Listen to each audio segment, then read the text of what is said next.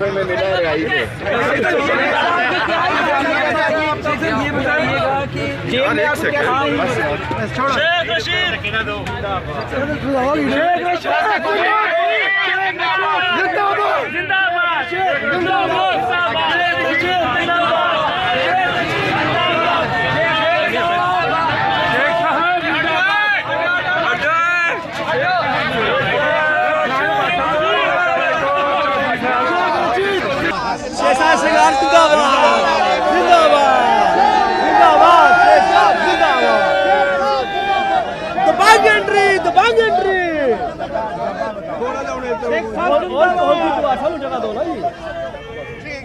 शेख साहब जिंदाबाद जी।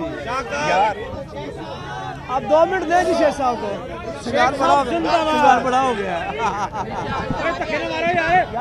आराम से क्या कर रहे हैं आप लोग?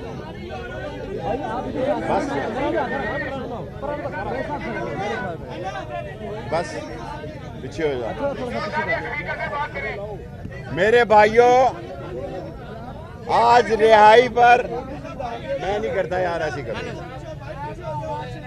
तुसी कर लो भाई, मैं मेहमान हाँ।